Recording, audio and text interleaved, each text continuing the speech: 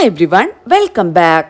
കഴിഞ്ഞ ദിവസം ബിഗ് ബോസിൽ ലാലേട്ടൻ മസ്താനിയെ പറ്റി പരാതി പറഞ്ഞവർ ആരൊക്കെയെന്ന് ചോദിച്ചിരുന്നു. അക്ബർ, ശൈത്യ, ആദില, നൂറ, അനീഷ് ഇങ്ങനെ കുറച്ചു പേർ എണീറ്റു. ഇതിന് എന്തെങ്കിലും മറുപടിയുണ്ടോ എന്ന് ലാലേട്ടൻ മസ്താനിയോട് ചോദിക്കുന്നുണ്ട്. എന്തായിരുന്നു പരാതിയെന്നും തിരിച്ച് മസ്താനി ചോദിക്കുന്നുണ്ട്. അതായത് ബേസിക് ആയിട്ട് പുറത്തു നിന്നുള്ള കാര്യങ്ങൾ ഇവിടെ വന്ന് സംസാരിച്ചു എന്നുള്ളതാണ് എന്ന് ലാലേട്ടൻ പറഞ്ഞു. ഞാൻ കണ്ട ഗെയിമുകളെ കുറിച്ചാണ് സംസാരിച്ചത് എന്ന് മസ്താനി പറഞ്ഞു തുടങ്ങുമ്പോഴേക്ക് അക്ബറിനോട് എന്താണ് പരാതി എന്ന് ലാലേട്ടൻ ചോദിക്കുന്നുണ്ട്. ഭക്ഷണം കഴിക്കാൻ വലിയ നാവാണ്, എന്നാൽ കഴിച്ച പാത്രം കഴുകി വെക്കാൻ വയ്യ. വലിയ വാചകമടിയാണ്. ലൈറ്റ് ഓഫ് ആക്കി കഴിഞ്ഞാൽ പിന്നെ കഴുകേണ്ട, അങ്ങനെയൊരു റൂൾ ഒന്നുമില്ല. കാരണം ഇടയിൽ ബിഗ് ബോസ് വിളിക്കും, ചിലപ്പോൾ ടാസ്ക് വരും, അപ്പോൾ ചിലപ്പോൾ ലേറ്റ് ആവും. അന്നത്തെ ദിവസം അനുമോൾക്ക് ഹോട്ട്സ്റ്റാറിന്റെ പായസം ഉണ്ടാക്കാനുണ്ടായിരുന്നു. അത് കാരണം കിച്ചൺ ലേറ്റായി. അനുമോളുടെ പായസം ഉണ്ടാക്കി കഴിഞ്ഞ് പയ്യെയാണ് ജോലിയിൽ കയറുന്നത്.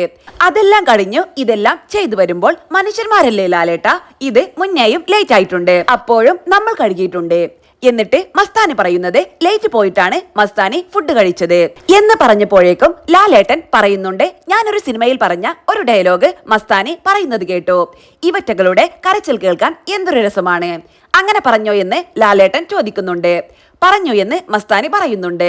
പിന്നീട് ശൈത്യ പറയുന്നുണ്ട്, പുറത്തുള്ള കാര്യങ്ങൾ ഇവിടെയുള്ള ഫാമിലിയുടെ പേഴ്സണൽ കാര്യങ്ങൾ വന്ന് പറഞ്ഞ് അവരെ ട്രിഗർ ചെയ്തിട്ട് ലാസ്റ്റ് അവരോട് വളരെ മോശമായിട്ടുള്ള രീതിയിലുള്ള വേർഡ്സ് യൂസ് ചെയ്തു എന്നാണ് ഞാൻ എഴുതിയത്. അതുപോലെ വെസൽ ടീമിന്റെ കാര്യം കൂടി എഴുതിയിരുന്നു. അപ്പോൾ ലാലേട്ടൻ റെനയുടെ ഒരു പ്രോബ്ലം ഉണ്ടായിരുന്നില്ലേ എന്ന് ചോദിക്കുന്നുണ്ട്. അതെ, റെനയുടെ ഫാമിലിയുടെ കാര്യം എടുത്തിട്ടു, ബോയ് ഫ്രണ്ടിന്റെ കാര്യം എടുത്തിട്ടു, മോശമായിട്ടുള്ള ലാംഗ്വേജ് യൂസ് ചെയ്തു. അതുപോലെ വെസലിന്റെ കാര്യമാണെങ്കിൽ പോലും അന്ന് പോയി കഴുകിയിരുന്നെങ്കിൽ അവിടെ അത്രയൊരു ഇഷ്യൂ ഉണ്ടാവില്ലായിരുന്നു. റെനയെ പറ്റി എന്താണ് പറഞ്ഞത് എന്ന് വീണ്ടും ലാലേട്ടൻ ചോദിക്കുന്നുണ്ട്. അതായത് ബോയ് ഫ്രണ്ടിന്റെ കാര്യം പറഞ്ഞിട്ടുണ്ടായിരുന്നു. നിന്റെ ബോയ് ഫ്രണ്ടിന്റെ ഫാമിലിയൊക്കെ ഇത് കണ്ടിരിക്കുവാണ്.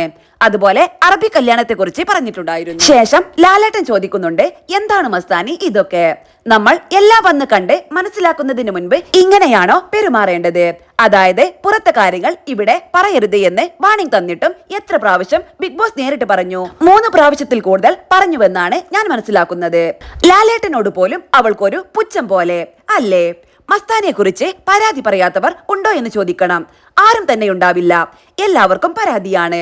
മസ്താനി ഇനി മുതൽ പരാതിപ്പെട്ടി എന്നറിയപ്പെടും.